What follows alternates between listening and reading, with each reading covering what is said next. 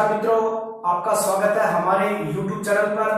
आज हम सौर मंडल के अंदर पढ़ेंगे सूर्य। देखिए, इससे पहले हमने ग्रहों के बारे में पढ़ा था, यानी कि ग्रहों के आकार को हम बढ़ते या घटते क्रम में एडजस्ट किया था और सूर्य से दूरी के अनुसार जो है हमने वो भी उसको ट्रिक से समझा था। तो देखिए, हम पढ़ेंगे आज, शुरुआत करें हम सौर मंडल की। सौर मंडल के अंदर सबसे बड़ा सदस्य है सूर्य, और हम जानते हैं कि इस ब्रह्मांड के अंदर सबसे बड़ा जो स्रोत है, ऊर्जा का सबसे बड़ा स्रोत जो है वो सूर्य है। अगर हम बात करें सूर्य की, तो सूर्य की संरचना के अंदर बात करें हम, सूर्य की संरचना में क्या कुछ है, तो बात करते हैं कि सूर्य के अंदर हाइड्रोजन गैस जो है और हीलियम गैस सर्वाधिक पाई जाती है। सूर्य सिर्फ एक गैस का जो है गोला है, इसके अंदर अनेक प्रकार की क्रियाएं जो है संपन्न होती रहती है। तो हाइड्रोजन जो है कितने परसेंट है इसके अंदर? हाइड्रोजन इसके अंदर 71% है। सर्वाधिक मात्रा में अगर बात करें हम, सूर्य के अंदर हाइड्रोजन गैस पाई जाती है। उसके बाद में हीलियम गैस जो है वो 27% गैस पाई जाती है। बाकी अगर बात करें हम, यहां से ये 2% बच गया। 2% के अंदर जो है वो अन्य गैसें जो है, जैसे जलवाष्प है या जैसे और गैसें जो है आर्गन वगैरह, वो गैसें इसके अंदर पाई जाती है। तो हाइड्रोजन इसके अंदर 71% है, हीलियम इसके अंदर 27% है और अन्य गैसें इसके अंदर 2% है। तो ये बन जाता है टोटल 100%। ठीक है, अब बात करें कि इसके अंदर कौन सी अभिक्रिया होती रहती है, तो हम बात करें इसके अंदर नाभिकीय संलयन अभिक्रिया होती है। नाभिकीय संलयन मतलब इसके अंदर जो हाइड्रोजन जो है, हाइड्रोजन के अणु परस्पर जुड़ते रहते हैं, जुड़ करके हीलियम के नाभिक बनाते हैं और इससे की विशाल मात्रा में ऊर्जा का जो उत्पादन होता है। ठीक है, तो ये बात हुई इसकी संरचना की। अगर हम बात करें कि सूर्य की पृथ्वी से दूरी, सूर्य की पृथ्वी से दूरी जो है कितनी है, वो है 15 करोड़ किलोमीटर। 15 करोड़ किलोमीटर की दूरी जो है वो पृथ्वी से सूर्य की दूरी लगभग 15 करोड़ किलोमीटर है। अब देखिए, बात करते हैं हम कि सूर्य जो है, हम जानते हैं कि सौर मंडल के जितने भी अन्य पिंड हैं या जितने भी खगोलीय पिंड हैं, उन सभी पिंडों की ऊर्जा का स्रोत जो है वो क्या है, यानी सभी खगोलीय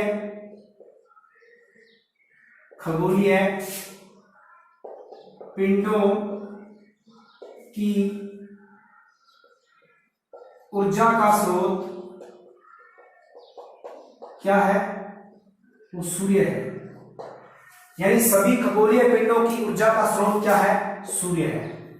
ठीक है, और अगर बात करें हम, सूर्य जो है पृथ्वी के, सूर्य एक क्या है, सूर्य एक तारा है। और हम जानते हैं तारे क्या होते हैं, तारे एक जो गैस के गोले होते हैं, गैसीय गोले होते हैं। तो इसी प्रकार सूर्य भी एक तारा है जो सबसे बड़ा तारा है। ठीक है, अगर बात करें हम, सूर्य पृथ्वी के सबसे निकटतम तारा है। जो पृथ्वी है, सूर्य जो है पृथ्वी के सबसे निकटतम तारा है। ठीक है, अगर हम बात करें कि जितने भी पिंड हैं, हमने बात की कि जितने भी पृथ्वी के अंदर या फिर ब्रह्मांड के अंदर जितने भी ग्रह हैं, जितने भी हम बात करें ग्रह हैं, जितने भी उपग्रह हैं, ठीक है, और जितने भी अन्य जो पिंड हैं, अन्य जितने भी पिंड हैं, उन सभी पिंडों की ऊर्जा का स्रोत केवल सूर्य है। यानी इन सभी को ऊर्जा कहां से मिल रही है, सूर्य से मिल रही है। ठीक है, अब बात करें हम, ये बात हुई सूर्य की, और सूर्य की बाद में जो है, सूर्य पृथ्वी से कितना बड़ा है, तो लगभग 10 लाख गुना बड़ा है। 10 लाख गुना बड़ा है पृथ्वी से 10 लाख गुना बड़ा है कौन, सूर्य।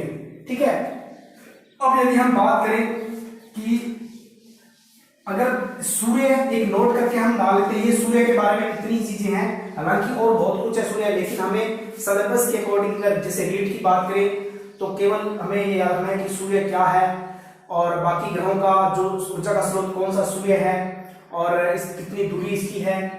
अब बात करते हैं कि सूर्य के बाद ये नोट करके है, ये नोट में है, आप इसको लिख सकते हैं। सूर्य के बाद पृथ्वी के निकटतम तारा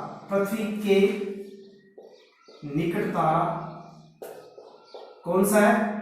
अल्फा सेंटोरी है, अल्फा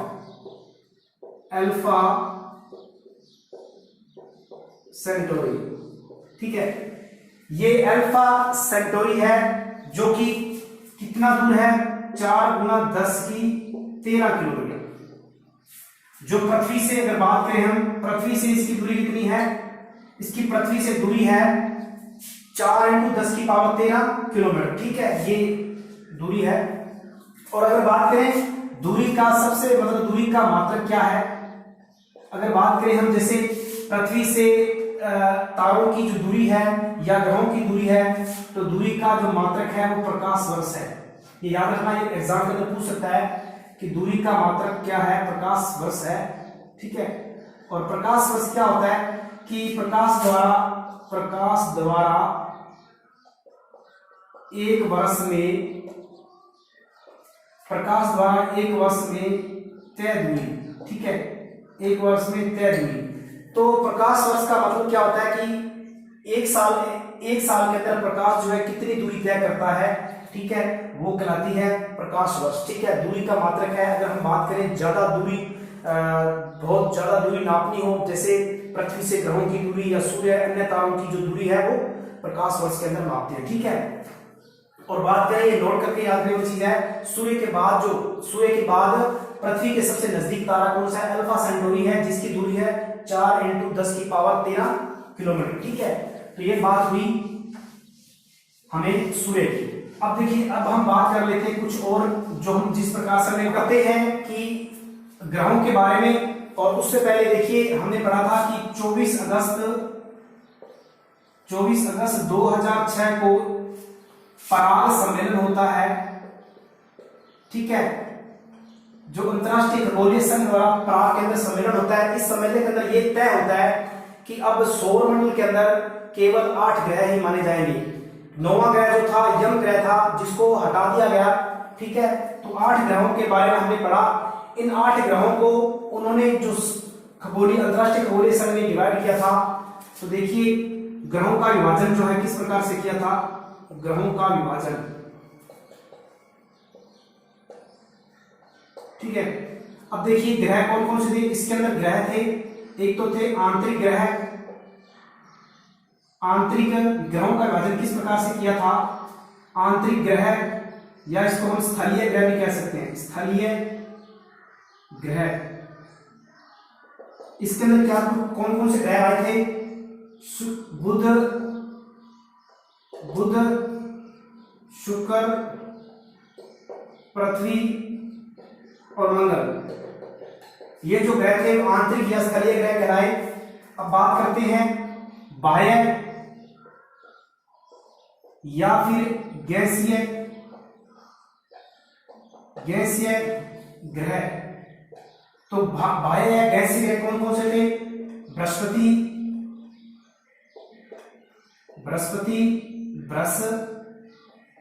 बृहस्पति, शनि, अरुण और वरुण, ये ग्रह थे। यानी 4 ग्रह आंतरिक या स्थलीय ग्रह कहलाए, और बाह्य गैसीय ग्रह जो बृहस्पति, शनि, अरुण, वरुण ग्रह थे।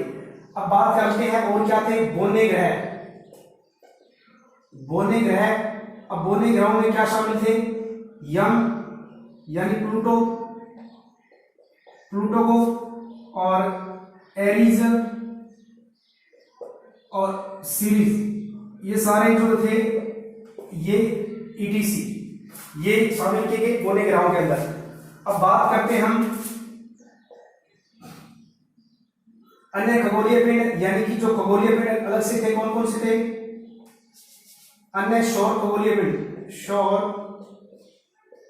खगोलीय पिंड। उन पिंडों में क्या शामिल किया गया, जितने भी उपग्रह थे, उपग्रह जो शामिल किए गए, और लगभग 166 जो है ज्ञात उपग्रह थे। 166 अब ज्यादा है, उस वक्त की बात है। 166 ग्रह जो ज्ञात उपग्रह ज्ञात हैं, इनको सौर खगोलीय पिंडों में शामिल किया गया। अगर बात करें धूमकेतु, यानी किसी में देता हूं मैं धूमकेतु, ये भी खगोलीय पिंडों में शामिल किया गया। धूमकेतु, क्षुद्र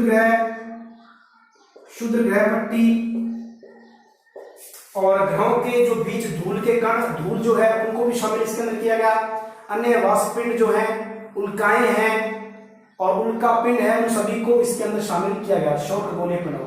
तो इस प्रकार से ये 3 कैटेगरी बनाई गई थी एक ग्रहों की। ग्रहों में आंतरिक और बाह्य, बोलों के अंदर यम, प्लूटो या एरिस सीरीज इत्यादि, और इसके अंदर खगोलीय पिंडों के अंदर उपग्रह, धूमकेतु, क्षुद्र ग्रह पट्टी, और बात करें उल्का पिंड, ये सारे शामिल किए गए थे। ठीक है, उम्मीद है कि आज आपको ये क्लास अच्छी लगी होगी। आगे अगले वीडियो के अंदर हम बात करेंगे ग्रहों की, क्रम से एक एक ग्रह को विस्तार से समझेंगे। तो प्लीज वीडियो को पूरा देखें। धन्यवाद।